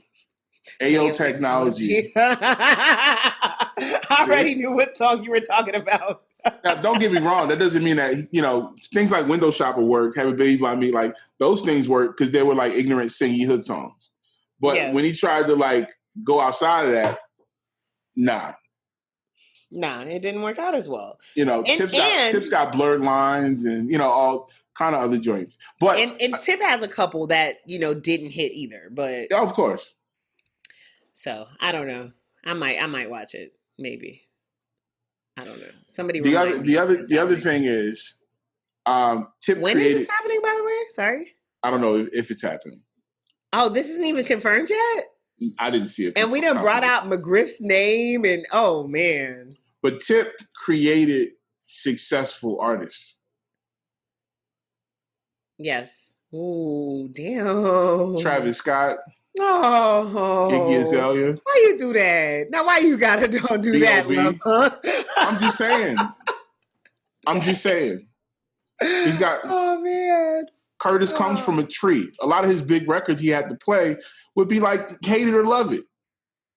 It'd be like a game record. Somebody you don't even actually like anymore. Damn, homie. Or it'd be your records were I don't know. I love 50 Cent. I could just play me G-Unit mixtape. Listen, somebody went, the homie Nick Love, shouts to Nick Love, made a list of T.I. records that could be played in this battle. And somebody responded with a list of 50 records. And I want you to know that there were at least 3 records on that 50 list I've never heard. Could not tell you what they were. I knew all the songs on that T.I. record though. On that T.I. list. And this is why I believe that with 50 Cent, we'd have closer to a Fabulous situation. I feel like 50 has records, and I feel like his fan base don't like his big records. They would play his I Knew This because I was in New York, New Jersey, or Connecticut, and they played this a lot on Hot 97-ass records. That's what I feel like they play. In the strip club in Queens record. Right. That's what I feel like we would get. We get DJ Booth all over again. I could put 50's 20 records together for him, but it's gonna feature other people. Yeah. We just gonna go with the hits, man. Play the hits, bro. Play the hits. Give us Just the play good the hits. stuff. And the hits, and again, I just again want to just say again, I had to say the again 3 times. And let me say again one more time that Get Rich or Die Trying is one of my favorite albums. So it's not like I'm not a fan of 50s. It's not like I don't have the respect for 50. I don't recognize what 50 built and did. Um, you did No. say that Tip has made stars. But people, you know what it is? Kid? But once again, because 50 made Who Kid? I love Who Kid. We're not going to slander Who Kid. Listen. Beautiful apple behind me. I'm a big fan of brother DJ Who Kid. I'm a big fan of Who Kid as a DJ, but that's not the same. Especially if you can't talk about Tony Yayo. Okay, so let me just tell you, it was my boy Dean Jackson. Shouts to Dean over at Reebok who made the 50 list. Okay. And I'm gonna just tell you the one. First of all, the fact. Tell me the ones you don't know. Okay, that's what I was gonna do, but I just wanted to point out the fact that you had to put Big Rich Town on here. Big Rich Towns. Okay. Wow. Okay. I Still Kill. Do you know that record? I do know it, but that shouldn't be on there. That's the record with Akon. Hustler's Ambition. Just reading that title is not.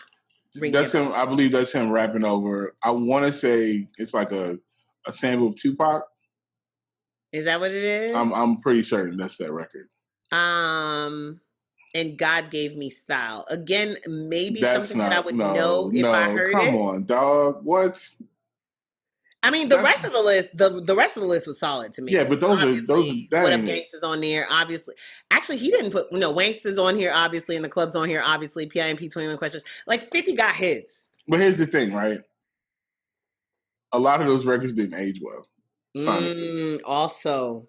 So when they get played again, Boys in the Trap. You can't say that about the Beanie Man record. So here's the thing, right? If you play, I'm serious. If you play in the club, and T.I. plays Live Your Life,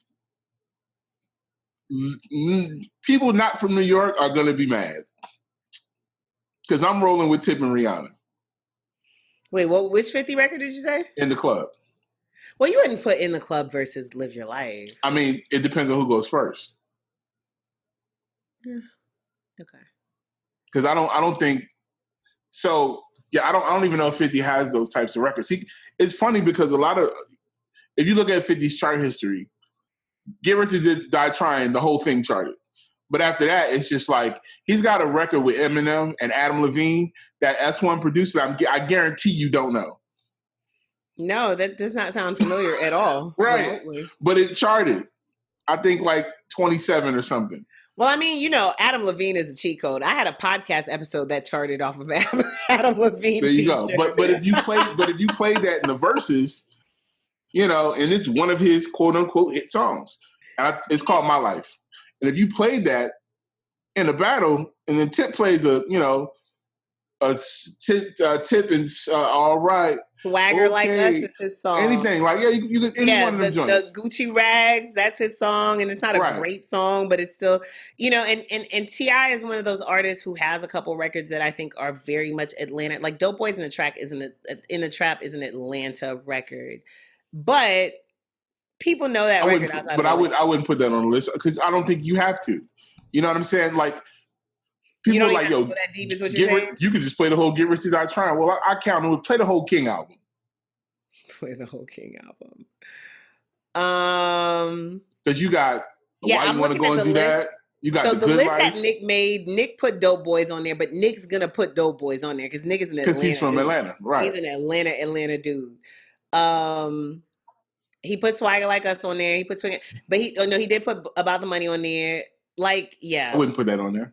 About the Money with I don't think he needs it. I wouldn't get that far. That'd be like an overtime record. But Tip has 20 recognizable records from his first. You know why albums. I would put. You know why I would put About the Money on there? Second, third, and fourth. I would put About the Money on there because it shows Tip's staying power as an artist versus 50s. Other than the theme song, but Tip's got a bunch of records. But Tip had a career after 50 went stale. 50 went stale in the early 10s. Candy Shop. That was, when was that? I'm asking. Hold on. Let's see. Let's look at the numbers. That was Massacre. Let's look at the numbers, shall we? 50 was popping. Yeah, Massacre was the tail end. That was 2004. Ooh, no. Was it? Yeah. Right. And Curtis was 2008. What was the single off of Curtis? Or 2007. Ayo Technology. And I Still Kill. Man down. Like, I remember that album. Who was he beefing with? Was it Kanye? That was Kanye. They had the whole "we gonna sell more records" thing. Oh man. And he lost. But he sold a lot of records that week, but the album ended up only selling 1.5 million. In high school, you were the man, homie. And that was the first year that we did the One Stop Shop with Sha Money. So I was front and center for all things G Unit at the time. Shouts to my Haitian brother, Sha Money XL, who's not listening to the podcast. At all. We know he that. Might be. He might be. You never know. Michael Clairvaux. No. Was it Clairvaux? Yeah. So I got mad the other day because I felt like he didn't pronounce his last name in Creole on this thing, and then I realized that I walk around here telling y'all my last name is St. Louis all the time, and I need to shut the fuck up because I'm a hypocrite. All right. Before I Self-Destruct went gold. That was 2009. Right. And Curtis sold 1.5 million records. Curtis went platinum barely in the U.S. Right. Now, but the wild thing is, it sold 700,000 its first week, and then ended up only at platinum 1.3. Yeah, and then Massacre did 5.3.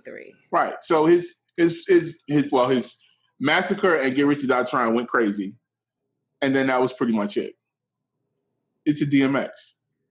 Just a Little Bit was definitely a hit. Disco Inferno was definitely a hit. Yeah. Candy Shop, obviously. Yep. Piggy Bank, for some reason, is not.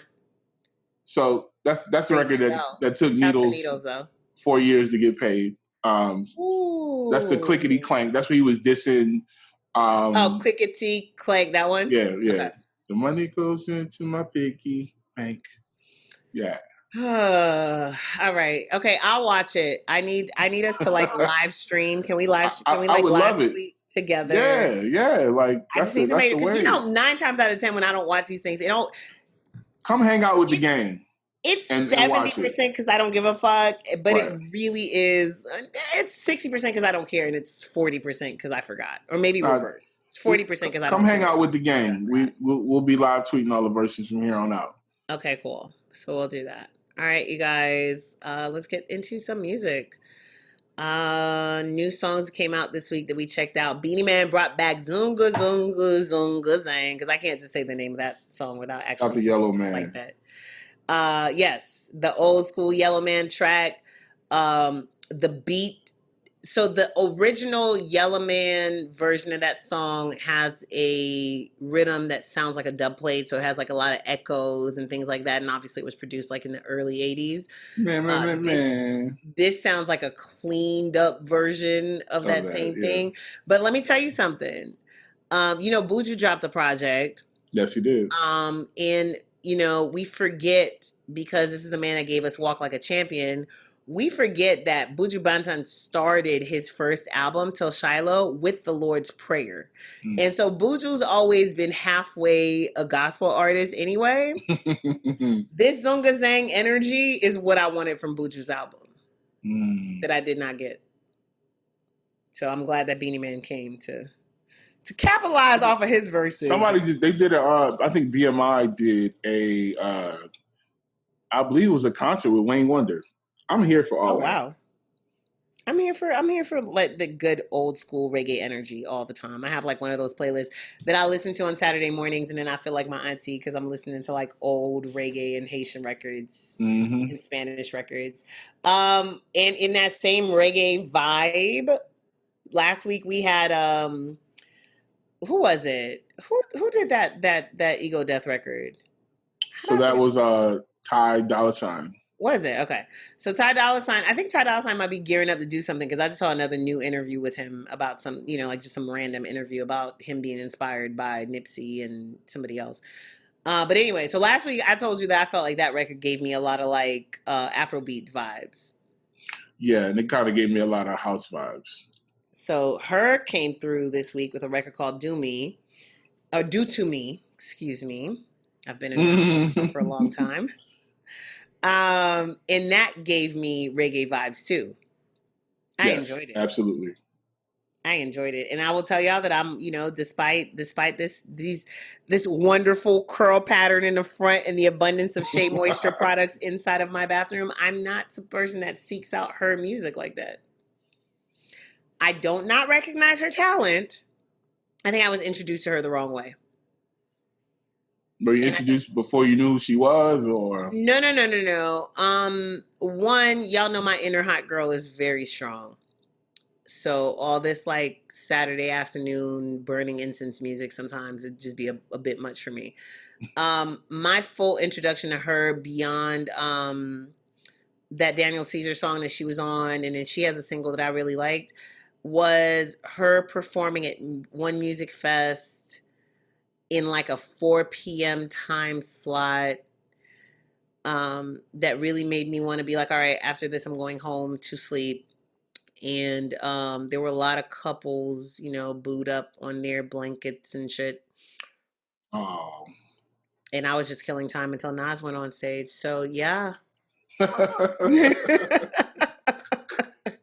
It didn't quite work out. I was really actually there catching the tail end of hers because the next set after hers was Common and Robert Glasper. Nice. So, but I like that song. So that's something that will probably get added to my playlists and things. Anatomē has been active again this year, which I'm excited to see. Not Anime, Anatomē. Anatomē. From Portland. But his family is East African, and so that's where the name comes from.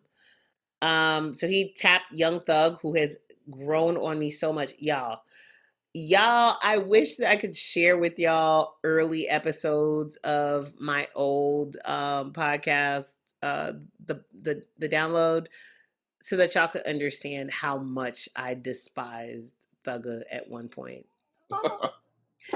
Even though I will tell you now that if I had to make a playlist of like the best records of this decade so far, Danny Glover would definitely be on there. Oh, so much. The Nicki version. But yeah. So Anatomē, Young Thug, Compensating. That one was, I think we put it on skeptically. And we were very quickly like, oh yeah, this goes. It did. It went. And you said that Thug was doing his best Wayne impression. Yes. We all know Thug's Wayne Jr. I mean, somebody had to be Wayne Jr. with so many baby Gucci's running around. I'm not mad at it. I mean, he does it well. He does. So Kevin Gates and Tory Lanez surprised us with a joint that I think both of us would be willing to listen to if somebody else played it in their car, although neither of us is likely to go and put it on ourselves. Yeah, but it's called Convertible Bird. And I might go back and finish listening to it. We didn't listen to the whole thing. So it's from the mixtape for Fast 9, the movie. So I'm sorry. There's a new Fast and Furious coming out. I guess 9 is not the one that already came out. I lost track. First of all, I don't like how they just cut Tokyo Drift out of the count. By the way, y'all not slick. Yeah, that one was like the one that should have never counted. They just retconned it. Yeah, Fast 9 is slated for 2021. You know what? Tokyo Drift was kind of like when they thought the franchise wasn't going to make it and they just kind of gave it away. That's what it feels like. They didn't realize what they had. So I find it curious that they released this mixtape when the movie's pushed back. But it is the official. So the mixtape is out? It's called Road. No, it comes out. Well, no. Wait. It's out. It's out. So, no. The song is out. Convertible Bird. They have the whole track list. So, let me see. Because the movie was supposed to come out now it's April 2nd, 2021.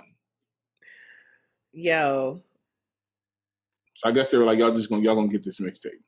just take this. Just hold this. Hold this real quick. But there's a song by Kanye on there There is. called Selah. There's a Kids See Ghost song on there. Oh no, it's some things that might have been on other mixtapes too. Because I see the Wiz Khalifa Charlie song on here too. Again? So they gonna run that song to the ground. It looks like really there's only like 3 new songs and the rest are old songs. Yeah, Feel out the of Love is track old. list. Okay, cool. That this limited track list that's on Genius. So it's probably fake. Genius don't know what they be talking about. Although they do have an interesting article on there called Examining Kanye's God Complex Through His Lyrics. Y'all gonna let that man go get help. I want to sue. Can we sue Kim for not taking it anyway? All right, I'm off it. I'm not blaming Kim for that man's problems. Because he had them before when he was with that other child. That other child wasn't his wife, though. Different levels of responsibility. All right, so there is a young man. I mean, that's real, though. It is. Is that not real as somebody's husband? Can you not? No, I agree, but I mean, your responsibilities to your wife are different than they were to your baby moms, and are. But you know what? We don't realize we don't know how much we don't see. So that's true. I'll give them the credit that nobody else would give them for them managing a lot of his stuff. Nah, that's real. That is very real. All right, there's a young man from Brooklyn, New York City named Gashi. He stylizes it with the $sign as the S sometimes, I think is what I'm seeing. So, an African gentleman. North African. No, Albanian. Oh. Yes, okay. He spent his childhood as a refugee in several African and European countries. Okay, there you go. His parents are originally from Albania. From Albania. Which, So he's Albanian by way of North Africa. Yes. And then by way of Brooklyn. Yes. No, he was born in Libya. So to Albanian parents. Oh, okay. Yeah. So you were right. My bad. So that's a lot of flavor going into some things, and he has a new joint out featuring Pink Sweats and Njomza. We're gonna go with that. You said it so much more smoothly than I did. Who is a singer-songwriter from the United States. I really thought that name. She was going to be from somewhere else. I was fooled too. I was German. like, wait. No, she's German. Okay. And her parents are also Kosovar Albanian. So okay, gotcha. She and Gashi have that in common.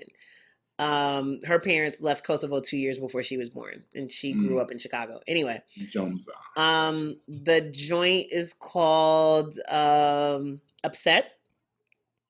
I enjoyed that one. And you guys, we're gonna start actually sharing with y'all a little list of the joints that we fuck with each week on our IG page. So that'll be up shortly while we wait for the podcast to go live. Disclosure, who y'all think is Sam, what was his name? Sam Smith? Sam Smith. Y'all think that's the same person. It's not the same person. It's not. Disclosure tapped another Brit named Slow Tie for a song called My High that I enjoyed very much. No, that joint is banging. So once again, for all the producers and artists listening, house music is coming back. Yes. With a passion. And I'm trying to think of his name. He produced for Black Moon. And I'm killing myself because I know who he is. It's a group. But anyway, he's a big, house music. We had a whole conversation at B-Camp about house music. House music was originally it was a Black music, yes. Primarily in the queer community in New York City and other places. And then it slowly got Columbus rock and rolled. Columbus. Columbus, and became something other. But artists like Kate Trinata and other folks are leading the charge, and I hear that sound coming back. So listening to Ty Dolla, listening to a lot of these other records that are starting to come back. If you're creative, go listen to house music and put your spin on it. Start incorporating house music into your vibes because that's where we're going. You heard it here first. And I'm going to tell y'all one other thing that you can do is listen to African music that is not Nigerian. It's a lot of it. Listen to South African music. Listen to music from Kenya. There's a lot of artists. I think there's an artist who just got signed to Republic or Capital, who's from from South Africa. And even when you listen to or like Shatta Wale is from Ghana, like there's a lot of African music that does not sound like the Afro beats that you guys have been used to listening to in the last couple of years. Because a lot of the artists have made it big in the United States. Davido, what's the girl's name? Tiwa Savage, Techno, they're all Nigerian. Right. So, get out there. Listen to some. It's more for the continent. Hopefully, with that new, partnership going on in Africa with the music, we can get more of those different sounds coming out. Yes, indeed. We also have a new joint by J Balvin and Tiny called Agua. And it is the first time, well, maybe not the first time that somebody tried, but the first time that Nickelodeon said, you know what? Take that SpongeBob theme song and go off. So the only other time that somebody successfully did it and it was not warranted was Baltimore Club Music. That is the previously iconic version of SpongeBob. Go look up SpongeBob, Baltimore Club Music, and have fun. But this right here, this is the officially sanctioned version of the flip of the SpongeBob theme song for the new movie. And this shit is banging. It's banging. Shout out to Tiny, friend of the family. Shout out to Tiny, winner of our Creator Awards in 2019. Man, that joint goes. If you don't listen to any record today, listen to Agua. It goes. It goes a little bit more if you understand what they're saying, but it goes when you don't. Like the lyrics are very like, there's a pineapple reference, there's a Bikini Bottom reference. Obviously, agua means water. So it's very on topic and on theme, but it goes. So when does that movie come out? Do you know? Because they just know all these things. I feel like we thought we knew, and then they just start pushing stuff back. That's real. But I feel like with the kids' movies, oh no, they did push it back. I was gonna say I feel like with the kids' movies, that they were doing a little bit more of releasing it for home viewing. Well, for some of them, yeah, but they want, this is a major motion picture release. There's only I think there's 2 SpongeBob movies previously. Yeah. They make a lot of money off of these, so they don't just want to put them out. Right. That makes sense. So that's slated for, it was originally slated for July 30th, but it's been pushed back to 2021. Yep. So I guess that probably means that we won't get the soundtrack this summer either, but we have that single. We do. It's really good. It's really good. I wish my computer would cooperate and open the link I actually want. There's this virus on Google Chrome that I can't get rid of. I've tried. It won't go away.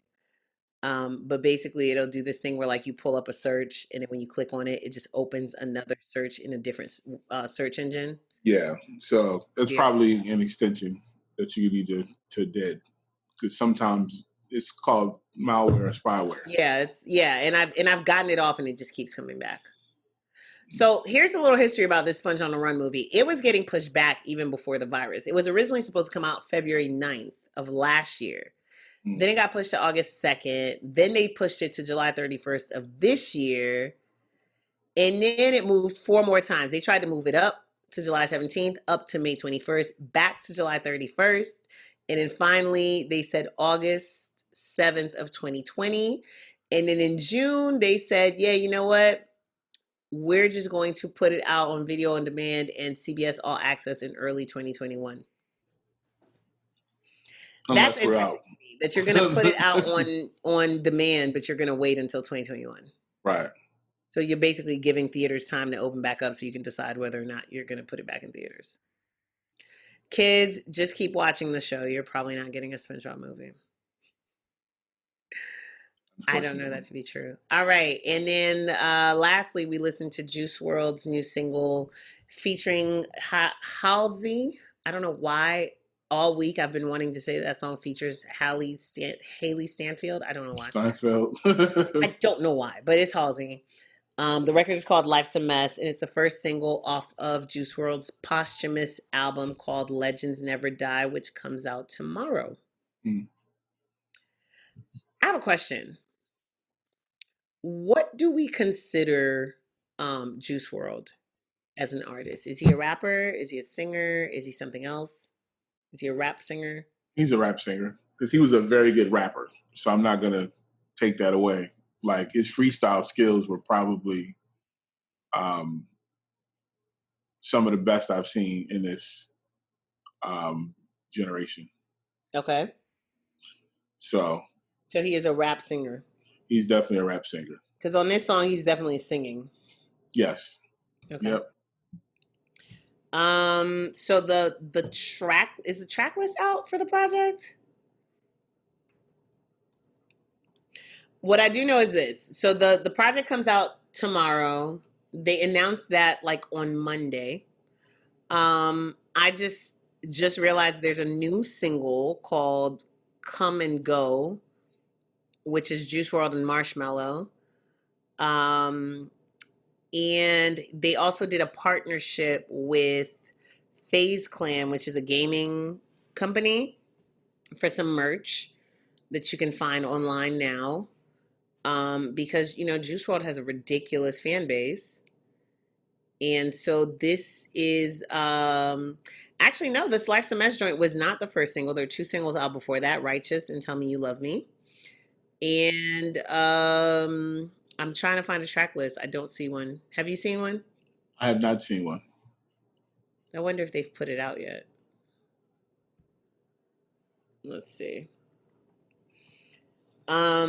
While we're talking about posthumous, before we get to the other things that are coming out this week, did you listen to Pop Smoke?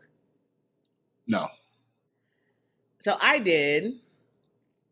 I didn't hate it. But I've seen it on the charts, and it owns the whole chart. I think out of 25, it had 23 songs out of the top 25. I was very 18, 19 by the fact that Quavo's on like 3 or 4 songs. So him and Quavo were really good friends. They had a lot of records. Yeah, apparently they had a plan a project too. So there's some footage circulating them in the studio, putting together some records or whatever. Yeah. So, but we do have the credits. I did a full breakdown on the lead up to it, so you can check that out on iStandardProducers.com and listen to the album on iStandardProducers.com, because when you go read credits, we also have the album right there for you to stream on any platform you like. Yep, we sure do. We sure do. So yeah, no, I've seen a cover. I have not seen a track list for this Juice WRLD project that comes out tomorrow. So I guess we'll have to check that out tomorrow. What else came out last week that we actually listened to? Did you listen to this Gucci compilation? No. And I'm going to tell you why. Did you listen to why? Tell me why. Because when Gucci did that clown ass shit where he retracted his statement, I was just over him. So I'm a Gucci Man fan, but I just didn't have time for him. Right. So I listened to Pop Smoke. Like I said, I was very, very late and listened to Nick Grant's project that he dropped with a producer whose name escapes me currently. Tay something, right? It's called God Bless the Child. And I'm about to tell you who the producer was. Tay Beast. Tay Beast? T-Beast? Tay Beast, okay. Tay Beast, yeah. Somebody spelled it wrong on another thing. And I meant to text Nick Grant, so I'm going to tell you guys what my text to Nick Grant was going to be, and then I'm going to text him. I talk big shit about Nick Grant like Nick Grant was my little cousin in real life. Like I'm always forever a team Nick Grant. Tell people to go check out Nick Grant music. I don't care if I've heard it. I know it's gonna be fire, and he never fucking disappoints. Mm. So shouts to the homie Nick Grant. What I did watch was Hamilton. So I think I Hamilton. still haven't seen that because somebody was supposed to let me rock off of their Oh my bad. You Disney just had Plus. to hit me back up. I got you. Don't worry about it. I got you. Because I do actually, you know what? My niece went through this get up to the Hamilton soundtrack phase. Mm. Last year, the year before, she was listening to the song nonstop every day. I heard a lot of people did that. She really liked that song. So I wanted to watch it with her because, just so that she can get to see it. No, it's a good watch. It's definitely Although, in this current climate, a lot of people have been looking at Lin-Manuel Miranda like, hey, my guy, let's talk about who Hamilton really was, though. Like, it's cute. You got all these black and brown folks playing all the founding fathers who were all, Right. No, I mean, I offered my criticism from that point of view while still giving them props for an amazing production. Yes. And we got to normalize being able to talk about both. We got to give people their props and be able to criticize them in the same breath, and it'd be okay because the goal is to move forward. Mm-hmm. Like if you're just offering criticism at this point and you don't have anything constructive, or if you're just trying to silence people, or you don't, because you don't agree with them, you're not helping. Right. So. I agree. I'll tell you what did happen that was funny. Playboy Carti, pretty big artist.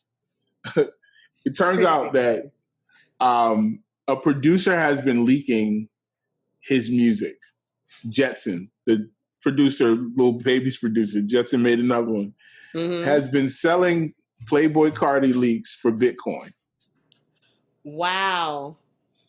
He got exposed. And he's in. Never mind. Let me not advocate violence on this.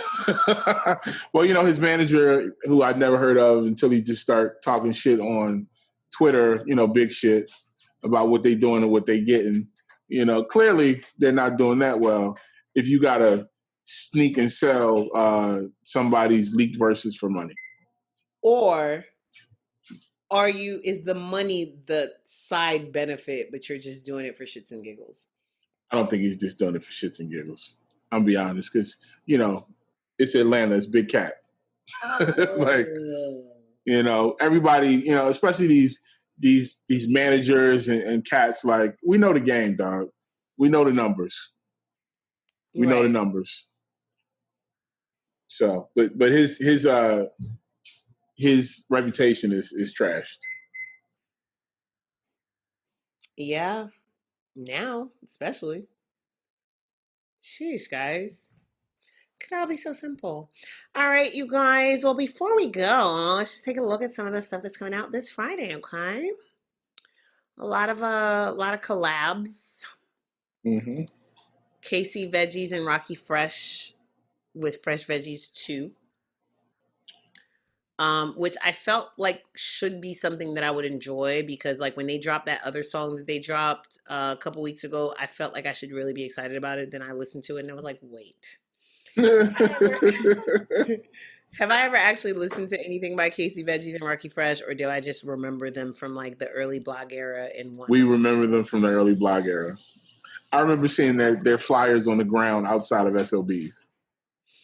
And, like, I just want y'all to win, but I don't think that I'm actually familiar with y'all's music. Sorry, guys. That was back when, when, what's the guy from Pittsburgh? Black and Yellow. When Wiz Khalifa? Wiz Khalifa was still wearing, he was still wearing a Pittsburgh hat. Pittsburgh. And he was still, like, literally, that was like his old gangster, like when he was a gangster rapper. Really? Like, that's when that, oh, yeah. Oh, just like when Flo Rida was a gangster rapper. Yeah, this first project called Straight Out the Gunshine State. Wiz Khalifa was on, I think it was on Capitol or something. Like the first time around, it didn't work. So they retooled, work for them. Came back, and I don't know, man. That was a long time ago. I wanted them not to sound like knockoff Atlanta artists, and that was the part that disappointed Do me. they? Because see, Casey Veggies was Well, Rocky Fresh, I expect that from him, but Casey Veggies, I did. But I'm here for it. Whatever. I'll listen. Apollo Maybe. Brown and Shay Noir are dropping a project called As God Intended. Shout out to Apollo Brown. Boldy James and The Alchemist are bringing us a deluxe version of The Price of Tea in China, which now will feature 16 tracks and not 12. I feel like I don't know that I listened to that. Although I became a Boldy James fan this year, I feel like I don't know. I have Y'all. a question. This year is such a blur. Did Academics? Was that shit last week? Did we talk about that? Yeah, we talked last about week. Academics. Okay, cool. We've given Academics all the burn. No. Because I was thinking about Alfredo. Yeah. That's why. Yeah. That's why I didn't listen to Boldy James, because Alfredo happened too close to it. Ah, okay. All right. Well, now we get another shot because it's a deluxe version coming out. Who else? There was another compilation that I saw on here. Compilation. Shaggy's coming out with a project, 19 tracks. I'm here for all of the regular legends to come back and give us energy, even at 19 tracks. Tory Lanez feels like we still need more new music. The VVS capsule. He's just gonna give us whatever he can. 2 songs. Cool. I don't understand. Just hold them. Just don't call it a project. Just like put the songs out. Right. Summer Walker is coming out with an EP called Life on Earth, and if you go on her Instagram page, she created like this really cool filter to release a track list. Okay. Like really neat. Like it looks like, like you're traveling through space. Did you see somebody on Twitter say that Summer Walker is our Erykah Badu? I just want them to shut up. I do too. And the fact that they were from Dallas. I hope Erykah Badu read that and went and pulled up. With a mask on, of course. Because she would. With a mask on and some sage. She would. That absolutely seems like something she would do. Earl Sweatshirt got a deluxe version of Fever Play that's coming out. JoJo, rather than to give y'all a deluxe, is giving y'all an acoustic version of Good to Know. Hey. So, producers go off. Are we talking about No Name still? Did that come and go? I think it came and went. Oh, okay. We're also not talking about Jermaine either. We're back to not talking about Jermaine. Well, we actually no, that's not true. The internet was talking about Jermaine because it was a 1-year anniversary of Revenge 3, and they put out a little 10-minute documentary that you can watch on their YouTube page. Was it the 1-year anniversary of the recording, or the 1-year anniversary of it coming out? The 1-year anniversary of the original release. Oh, the original Revenge of the Dreamers? Yeah. I've never heard No. The original Revenge 3, not the deluxe. But well, maybe we should do something because we did a lot of content on that. I still listen to that project a lot. It's a really solid project. It's a very solid project. It was recorded December 2018 and released July 5th, 2019. It ended up with 4 Grammy nominations, 1 for Album of the Year, or 3, I think 3. 1 for Album of the Year, and then Middle Child and Down Bad each were nominated. And it gave us Guap Dad. And it gave us Guap Dad in all his glory. It took Guap Dad off of Twitter and into our speakers, which for that I am very, very grateful. Yeah. And then who else? I think that's it this week. That's pretty much it. Yeah, it's a light week. It's a light week, but people are all we'll probably get a lot of singles releases this year, so we'll probably get a lot of singles. Kyle's coming up the week after that. Kyle? Yeah. Did you see his movie on Netflix? No. I heard about it though. It's good. Really good. I believe Tiana Taylor's in it. It's pretty good. I'm gonna go check that out. I feel like I did hear about that though. Oh, and also I want to give props to Zendaya, who apparently had an idea for a movie, reached out to one of the writers from her show Euphoria. Mm-hmm. They came up with a script in less than a month. Then she got John David Washington, which is Denzel's son, and they shot this movie in a crib. And it's out. It's coming out soon. Hold on, I want to pull this up because. Oh yeah, I saw that article. That's pretty cool. I love Zendaya so much. Yeah, his movie got pushed back too. So much, huh? He had a big movie coming out that got pushed back. John David Washington. He did. So yeah, the movie is called Malcolm and Mary. Malcolm and Marie, excuse me. It's set in the 60s era. She bankrolled and produced it herself. And there was a tweet that said Zendaya called Euphoria creator Sam Levinson asking him to write and direct a film during quarantine. In days, he put together Malcolm and Marie, a top secret marriage story like project that wrapped a few weeks ago with intense safety measures in place. Mm. They So said I'm trying to see. they said a COVID-19 proof house. That's what I saw. Wow, that's dope. And again, like I said, like I just really am very excited for now that we're like, we've gone through the panic of everybody jumping on the internet and doing the exact same thing every single day. We're settling in with the fact that like we're not going back to normal anytime soon. And people are being really, really creative now. It's ingenuity.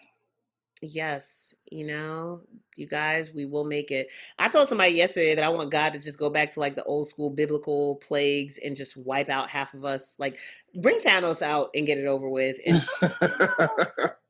and free us of this freaking scourge so we can go back to move to like as regular as we can. I mean, it might just happen in slow motion anyway. They shot the movie between June 17th and July 2nd. And I don't see a release date yet.